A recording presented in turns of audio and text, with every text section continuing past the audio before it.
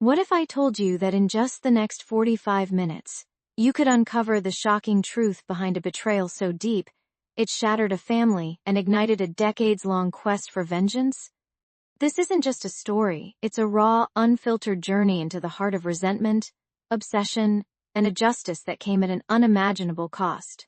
Every assumption you hold about family loyalty, about what people are truly capable of, is about to be challenged. My name is Sarah Miller, and for years I carried a secret burden, a silent scream that echoed through every waking moment. The world saw a successful businesswoman, a pillar of her community, but beneath the surface, a fire of indignation burned, fueled by a single unforgettable night. It was a night that began like any other, a typical Tuesday evening in our suburban home in upstate New York. My father, usually a quiet, almost gentle man, had just returned from a business trip. The air was thick with an unspoken tension, something I, at 15, couldn't quite grasp. My mother was unusually quiet, her eyes darting nervously between my father and me. I remember sitting at the kitchen table, struggling with my algebra homework, completely oblivious to the storm brewing. Then, the phone rang. It was a single innocuous sound, yet it detonated an explosion that ripped through our lives. My father answered, his voice a low, rumbling growl. I couldn't hear the other end of the conversation, but his face contorted into a mask of pure fury, a look I had never witnessed before. His knuckles turned white as he gripped the receiver, his jaw clenched so tight I thought his teeth might shatter. He hung up with a violent slam that rattled the entire house. He turned to me, his eyes blazing with an unfamiliar, terrifying rage. Without a word, he strode across the kitchen, his heavy footsteps thudding ominously. My heart hammered against my ribs, a frantic bird trapped in a cage. I instinctively recoiled, pushing my chair back, a cold dread washing over me. His hand shot out, not to comfort, not to explain, but to strike. The slap echoed in the sudden, horrifying silence, the sting a physical manifestation of the emotional wound he'd just inflicted. My cheek burned, but the shock was far worse than the pain. Before I could even register what had happened, he grabbed a handful of my hair, yanking my head back, dragging me across the linoleum floor. Tears welled in my eyes, not just from the pain, but from the utter bewilderment. What had I done? What was happening? My mother stood frozen, a silent scream trapped in her throat, her face pale with terror. She tried to intervene, a small, desperate whimper escaping her lips, but my father merely shoved her aside, his focus fixed on me. He dragged me to the front door, the rough carpet scraping against my bare feet, and with a guttural roar, he threw me out into the cold, unforgiving night. I landed hard on the porch, gasping for breath, the shock vibrating through every fiber of my being. The door slammed shut with a finality that felt like an execution. Alone, in the darkness, with nothing but the thin nightgown I was wearing, I stared at the closed door, utterly shattered. That phone call, that single, seemingly insignificant event, had just ripped my world apart. I had no idea then, as I huddled on that cold porch, shivering and sobbing, that this was just the beginning. The seed of resentment, planted in that brutal moment, would grow into an unyielding obsession. I swore that night, through blurry, tear-filled eyes, that I would uncover the truth, no matter the cost. I promised myself that one day, they would understand the pain they had inflicted, and they would pay for it. The betrayal I felt was a living thing, a venomous serpent coiling in my gut. What I didn't know was how deep that betrayal ran, or the shocking revelation that awaited me years later, when I finally pieced together the fragments of that horrifying night. The raw, searing pain of being discarded, of being deemed unworthy, would fuel a relentless pursuit of justice that would shake their entire world to its very core. You won't believe what I uncovered. My name is Alara Vance, and my life as I knew it, shattered on a scorching August afternoon in Phoenix, Arizona. I remember the oppressive heat, a suffocating blanket that pressed down on everything, even the air inside our small, sun-baked house. The air conditioning unit, perpetually on its last legs, whined a mournful protest in the background, a soundtrack to the simmering resentment that had become the default atmosphere in our home. I was 17, a senior in high school, and my biggest dream was to escape the suffocating grip of my father, a man whose temper was as volatile as the desert storms that occasionally ripped through our valley. My father, Arthur Vance, wasn't always this way. There were glimmers, faint memories of a kinder man, a playful father who'd toss me in the air and catch me with a booming laugh. But those memories had long since been buried under years of bitterness and a profound sense of failure that seemed to fester within him. He'd lost his job at the construction firm years ago, a casualty of the 2008 recession, and never truly recovered. The unemployment check, then the odd jobs, and finally, the slow, agonizing spiral into perpetual anger. My mother, Maria, a woman whose spirit had been slowly eroded by his constant tirades, had become a ghost in her own home, her eyes holding a permanent sadness that mirrored my own. That particular afternoon, the catalyst for the explosion was something trivial, as it always was. I had forgotten to take out the trash. A small oversight, easily rectified, but in our house, it was a spark to a powder keg. I was in my room, headphones on, trying to lose myself in a book, when the door slammed open, rattling the cheap particle board frame. My father stood there, a dark silhouette against the blinding sunlight pouring in from the hallway, his face a mask of fury. "Alara!" he roared, his voice thick with a rage that instantly sobered me. "Did you forget the trash again?" I flinched, pulling off my headphones. "I'm sorry, Dad. I was just about to..." Before I could finish, his hand shot out, striking my cheek with a force that sent my head snapping to the side. The sharp sting was immediate, followed by a ringing in my ears. I stumbled back, my hand flying to my face, my eyes wide with shock and a familiar, sickening fear. He had hit me before, countless times, but never like this. Never with such raw, unadulterated violence. "You lazy, ungrateful girl," he spat, his woe, RDs laced with venom. "You think you can just sit around all day while I work myself to the bone?" Tears welled in my eyes, not just from the pain but from the sheer injustice, the crushing weight of his hatred. My mother, drawn by the commotion, appeared hesitantly in the doorway, her face pale, her hands clasped together. She mumbled something, a soft, ineffectual plea, but he ignored her, his gaze fixed on me, burning with a destructive fire. He grabbed a handful of my hair, yanking my head back, and began to drag me out of the room. The pain was excruciating, a searing line across my scalp. I cried out, struggling against his grip, but he was stronger, his rage fueling his strength. My mother gasped, a small choked sound, but she didn't intervene, couldn't intervene. She was as trapped as I was. Perhaps even more so. He dragged me through the narrow hallway, past the living room where the worn-out sofa sat, a silent witness to countless arguments. My feet scraped against the linoleum floor, my body protesting with every agonizing inch. He pulled me toward the kitchen, toward the overflowing trash can, his intention clear. He wanted to humiliate me, to break me, to show me who was in control. As he forced my face close to the putrid contents of the bin, a cold, hard resolve began to crystallize within me. The humiliation, the pain, the fear, it all coalesced into a single burning ember of resentment. This wasn't just about the trash. It was about years of emotional abuse, years of walking on eggshells, years of watching my mother wither away. It was about a future I desperately craved, a future free from this man and his endless anger. In that moment, a silent vow formed in my mind, a promise to myself that this would be the last time. This absolute humiliation, this final indignity, would be the catalyst for my escape, and one day, for his reckoning. I didn't know how or when, but I swore to myself that the Alara Vance he saw before him, broken and tearful, would not be the Alara Vance he would remember. A storm was brewing, not in the desert sky, but deep within my soul, and it would be far more destructive than any monsoon Phoenix had ever seen.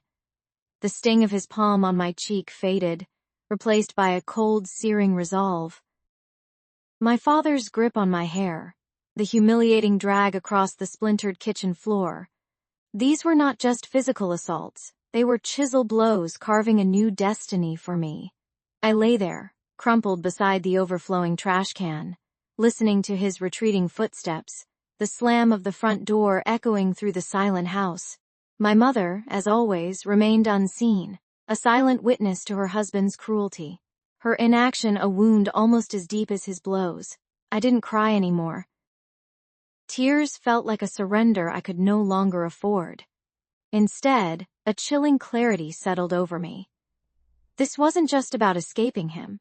It was about dismantling the very foundation of his perceived power over me. My mind, usually a chaotic mess of teenage angst and dreams, became a precision instrument. I began to observe him, not as a daughter, but as an adversary studying a weakness. He'd spend hours in front of the television, nursing cheap beers, his complaints about the world growing louder with each empty can. He spoke of injustices, of how he'd been cheated, but never once did he look inward.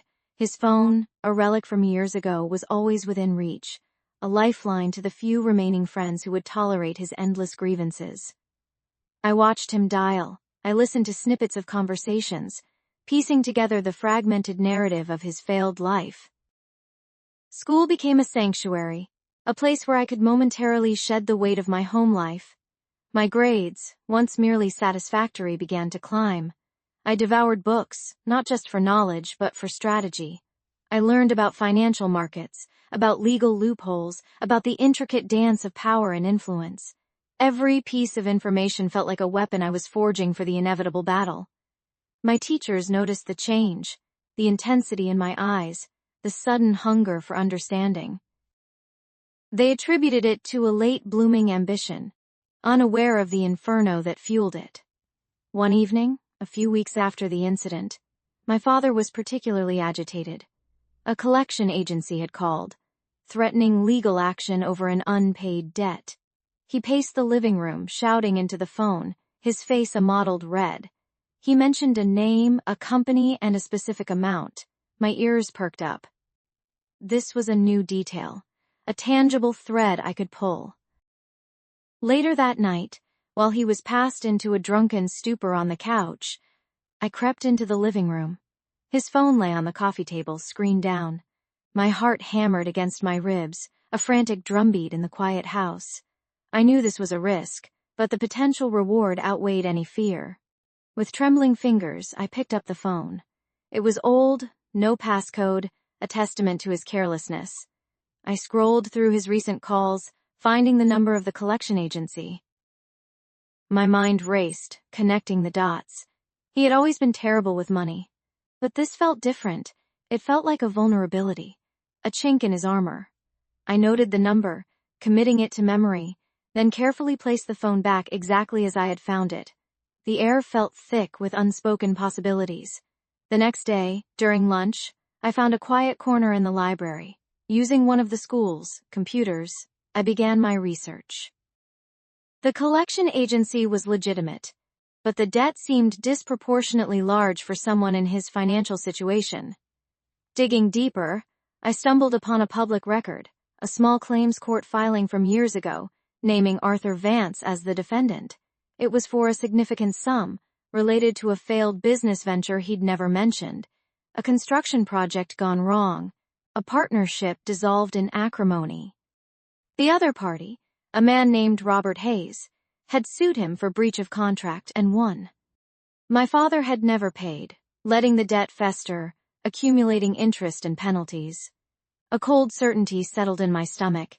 This wasn't just about his temper or his failures, it was about a fundamental dishonesty, a refusal to take responsibility.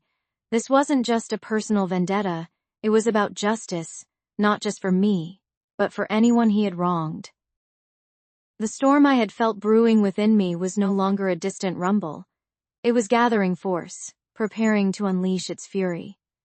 I printed out the court documents, a tangible piece of his past, a weapon I could now wield.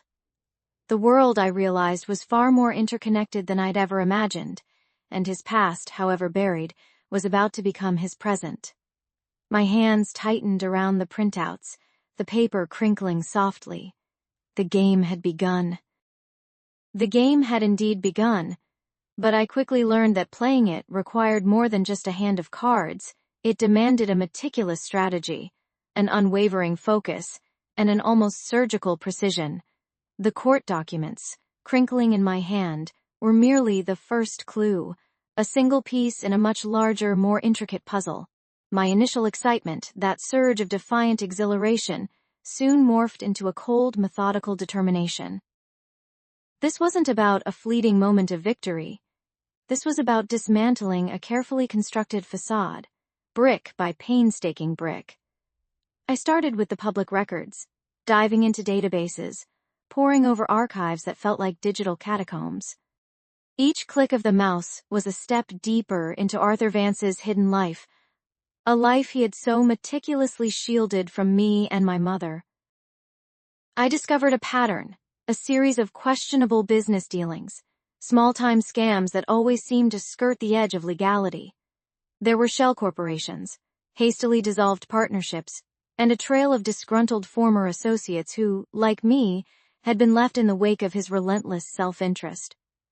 My father, the man who preached about integrity and hard work while simultaneously draining our family's meager resources, was a master of deception, a con artist in a cheap suit. The more I uncovered, the more the resentment festered, deepening into a searing anger that fueled my every waking moment. It wasn't just about the forgotten trash anymore, or the slaps or the hair-pulling. It was about the years of emotional abuse, the constant belittling, the insidious way he had chipped away at my mother's spirit until she was a shadow of her former self. It was about the stolen childhood, the constant fear, the pervasive sense of worthlessness he had instilled in me. This wasn't just revenge. It was a desperate quest for justice, a reclaiming of everything he had taken. My phone became an extension of my hand, my computer screen a window into a world I never knew existed. I found a forum, a small, obscure corner of the internet dedicated to people who had been wronged by unscrupulous business practices in the Phoenix area. It was a digital support group, a place where victims shared their stories, their frustrations, and, sometimes, their leads. It was there, amidst the angry rants and cautionary tales, that I found him, a man named David Miller. His story was eerily similar to mine, a tale of a small business ruined, a life upended, all at the hands of Arthur Vance. I sent David a cautious, carefully worded message, detailing my connection to Arthur, hinting at the information I possessed. The response came quickly, a mix of skepticism and a palpable desperation. He was wary, understandably so, but the mention of specific dates and companies, details only someone intimately familiar with Arthur's past would know, piqued his interest. We exchanged a few more messages, each one building a fragile bridge of trust between us. He was a retired contractor, a man whose life savings had been wiped out by one of Arthur's elaborate, short-lived schemes. His voice, when we finally spoke on the phone, was heavy with years of unspoken bitterness, a resonance I immediately recognized. David became my unwitting ally, a treasure trove of information, and a living testament to Arthur's destructive nature. He provided names, dates, and locations, filling in the gaps in my research, painting an even darker picture of my father's past. He spoke of Arthur's charm, his uncanny ability to win people over, only to betray them when their guard was down. He described how Arthur would sweet-talk investors, promising lucrative returns, then vanish with their money, leaving a trail of legal loopholes and shattered dreams. It was a pattern, a meticulously crafted modus operandi that had been perfected over decades. The more David spoke, the more a cold, calculating resolve solidified within me. This wasn't just about exposing Arthur. It was about ensuring he could never hurt anyone again. The legal system, David explained, had always failed to hold Arthur accountable. He was a master at exploiting its weaknesses, at hiding his tracks, at manipulating the truth. But I wasn't the legal system. I was his daughter, armed with an intimate knowledge of his character, his weaknesses, and now, his past. My plan began to take shape, a multi-pronged assault designed to hit him where it hurt most, his reputation, his carefully curated image of respectability, and ultimately, his freedom. I knew he craved admiration, that he thrived on the illusion of success. Stripping that away would be a fate worse than any prison sentence for him. The first step was to gather irrefutable proof, not just rumors or suspicions, but concrete evidence that would stand up to scrutiny. David's testimony, combined with the documents I had unearthed, was a powerful start. But I needed more. I needed a smoking gun, something undeniable that would shatter his carefully constructed world. The obsession had taken root, growing deeper with each new revelation, intertwining with my very being. There was no turning back now. The thought of his face contorted in anger, the memory of his hand striking mine, fueled a fire that burned relentlessly within me. This wasn't just a game anymore. It was a reckoning. The phone call came exactly when I expected it, a little after 3 a.m. My heart hammered against my ribs, a frantic drum solo against the silence of my tiny apartment. I knew the number by heart, a burner phone I'd bought with cash, used only for this. My voice when I answered was carefully neutral, a practiced calm that belied the storm raging inside me. "It's done," the voice on the other end murmured, thick with the static of a poor connection. A chill, colder than the desert night, snaked down my spine. This wasn't a game. This was the precipice. I spent the next few days in a haze, a phantom limb of anxiety throbbing beneath my skin. Every news report, every siren wail, every hushed conversation I overheard felt like a direct message to me. I knew the police would be involved, of course. My father, Arthur Vance, wasn't a man who disappeared quietly. He was too loud, too self-important, too convinced of his own indispensability. But I had planned for this, meticulously, with a precision born of years of simmering resentment. The first hint of trouble for him came subtly, a whisper on the wind, a missed meeting, then another. His phone going straight to voicemail. His business associates, the ones he'd always boasted about, started calling me, their voices edged with concern, then frustration. I played the dutiful daughter, feigning worry, offering vague explanations about his sudden trip or unforeseen circumstances. Each lie felt like a small victory, a tiny chip in the fortress of his arrogance. Then came the real tremor. A prominent local newspaper ran a small article, almost hidden on an inside page, about irregularities found in the finances of Arthur Vance's latest development project. It mentioned missing funds, suspicious shell corporations, and a trail that seemed to vanish into thin air. My blood sang.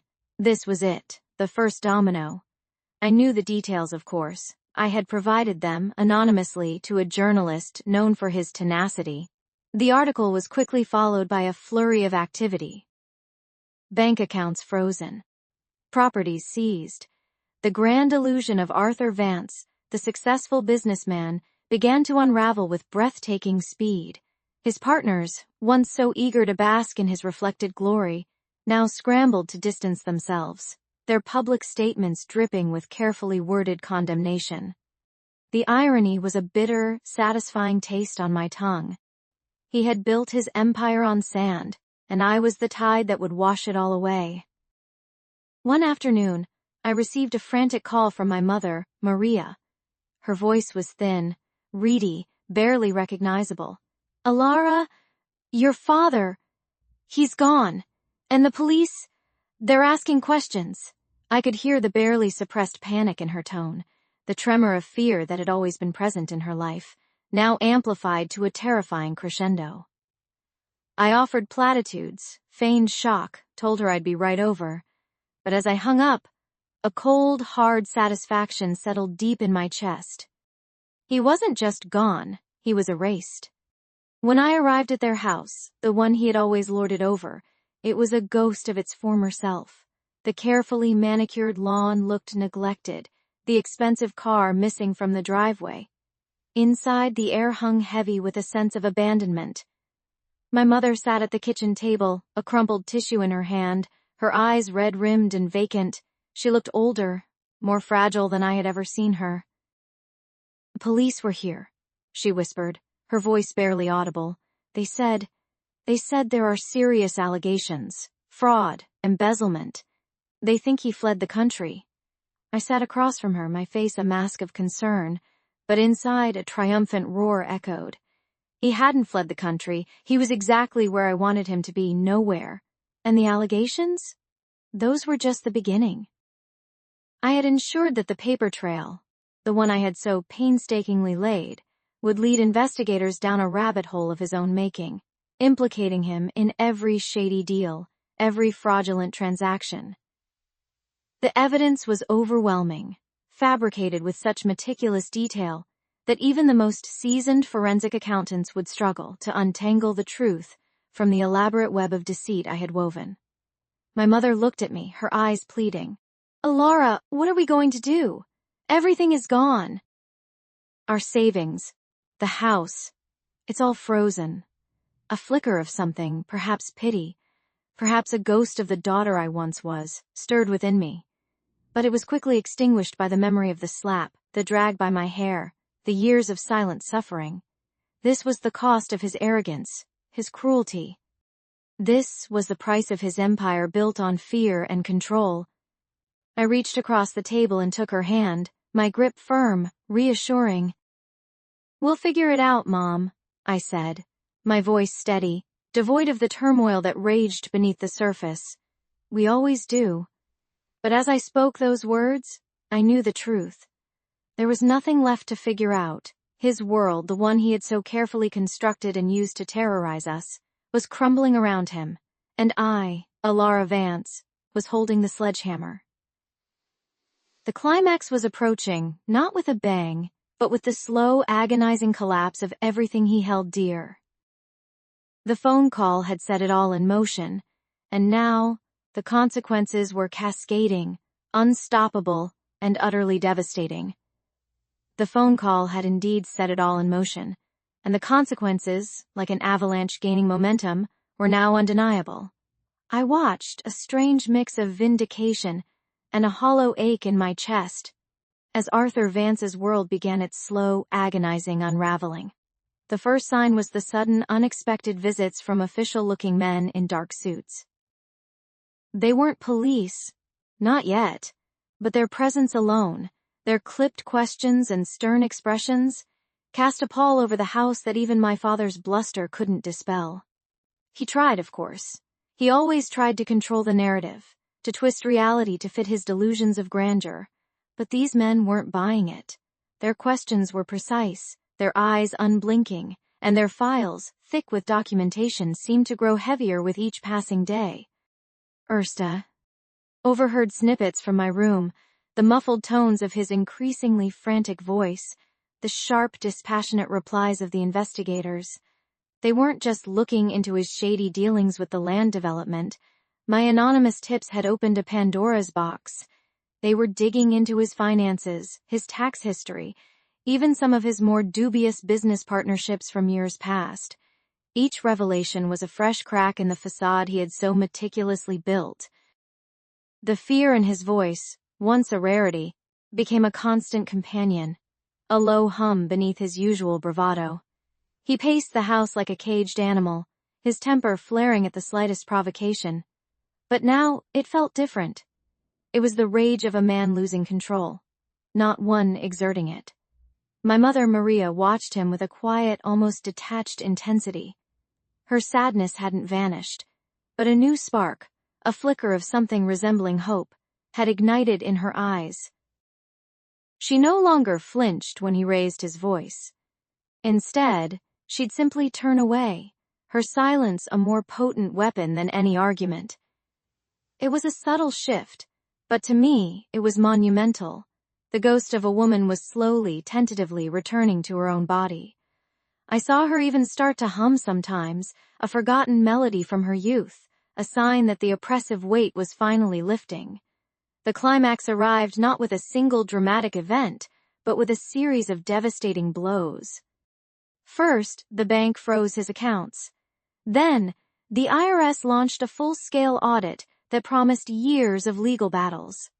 Finally, the hammer fell when the state attorney's office announced an investigation into the land deal, citing multiple irregularities and potential fraudulent activities. The news was everywhere: local channels, online forums, even a brief mention in the regional newspaper. Arthur Vance, the man who had once swaggered through our lives, was now a public spectacle, his name synonymous with scandal and corruption. I remember the day the news broke, sitting in the living room, the television blaring. My father was slumped in his armchair, a half-empty bottle of whiskey clutched in his hand, his eyes fixed on the screen, but not truly seeing. He looked shrunken, defeated, a shadow of the man who had once terrorized us. The defiance was gone, replaced by a profound, chilling despair. He didn't yell, didn't rage. He simply sat there, watching his carefully constructed world crumble before his very eyes. It was a silence more deafening than any scream, a stillness more terrifying than any outburst. Then, his phone rang. It was his lawyer, the one he had always boasted about, the one who could fix anything. I watched as my father's face drained of what little color remained. He listened, his grip tightening on the phone, his knuckles white. When he finally hung up, he didn't say a word. He just stared into space, a single tear tracing a path down his weathered cheek. It was the first time I had ever seen him cry, and it wasn't a cry of sorrow, but of absolute, unadulterated terror. The lawyer had told him the truth. There was no fixing this.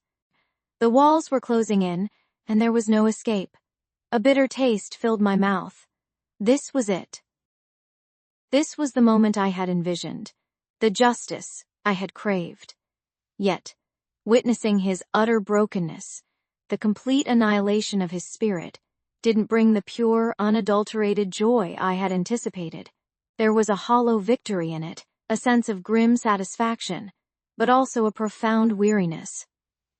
The years of resentment, the simmering anger, the constant fear, they had taken their toll, leaving a scar that even this resolution couldn't fully erase. He eventually stood up, his movements slow and unsteady, and walked towards the front door. He didn't look at me, didn't look at my mother. He just opened the door and stepped out into the harsh Phoenix sun, a man utterly alone, stripped of everything he had once held dear. I didn't know where he was going, and for the first time in my life I didn't care. The air in the house suddenly felt lighter, breathable. The oppressive blanket had finally been lifted. The silence that followed his departure wasn't deafening anymore. It was liberating. This was the justice I had sought, not in a courtroom, but in the quiet, undeniable collapse of a tyrant.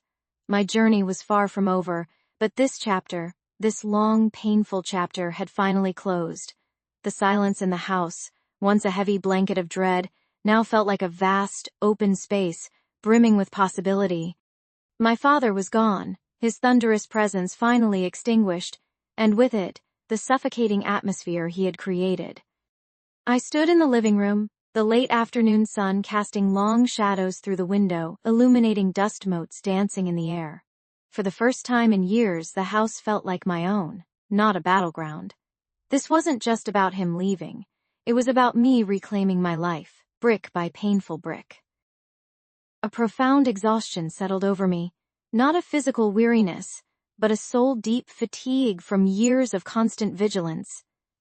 The fight had been long, protracted, and emotionally draining, but I had endured. I walked through the empty rooms, each step lighter than the last, touching familiar objects that no longer held the same oppressive energy. The worn armchair where he used to sit, radiating anger, now just looked like an old piece of furniture. The kitchen counter, once the scene of so many silent meals filled with tension, was simply a surface. The ghosts of the past were still there, undoubtedly, but their power had diminished. They were memories now, not active tormentors. My mother, Maria, had found her own quiet liberation. She hadn't left with him, choosing instead to stay in the home she had always loved, despite the pain it had harbored. Her eyes, once clouded with perpetual sadness, held a newfound clarity, a fragile hope I hadn't seen in years. We sat together on the porch swing later that evening, the desert air cooling after the relentless heat of the day. The cicadas hummed their nightly symphony, a sound that used to grate on my nerves but now felt oddly comforting. There was no need for words, only the shared understanding of a burden lifted. The justice I had sought wasn't a triumphant roar, but a gentle exhale, a quiet reclaiming of peace. The days that followed were a strange blend of emptiness and exhilaration. The routine was still there, the mundane tasks of life, but the undercurrent of fear had vanished. I found myself humming as I did chores, something I hadn't done since childhood.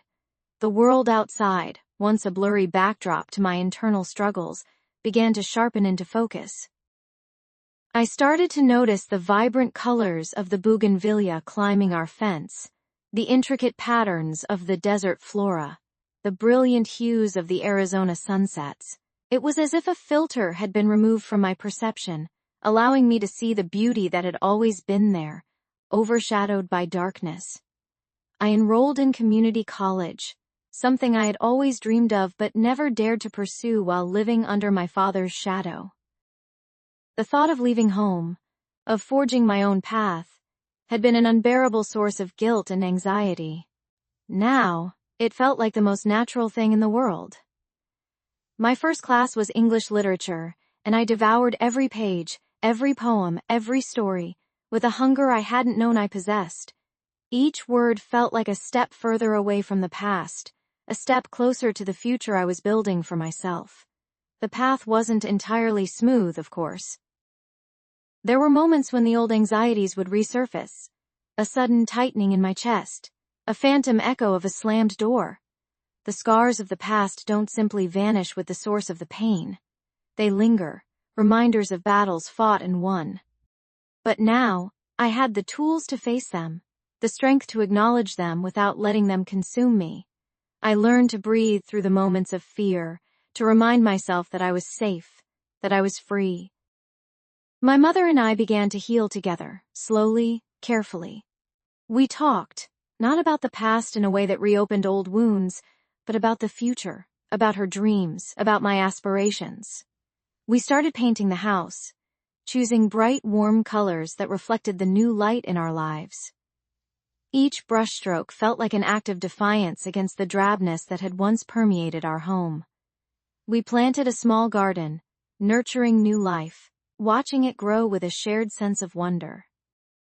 The phone call came months later, a brief, impersonal message from a distant relative. My father had remarried, moved out of state, and was starting a new life.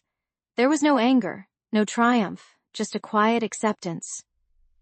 His story had moved on, and so had mine. The resentment that had once simmered within me had finally cooled, replaced by a profound sense of peace. I understood then that true justice wasn't about watching someone else suffer. It was about reclaiming your own happiness, your own agency. It was about choosing to build something beautiful out of the wreckage, to let the light in, and to finally, truly, live. My journey was far from over, but this chapter, this long, painful chapter, had finally closed, leaving behind not bitterness, but the bittersweet taste of hard-won freedom.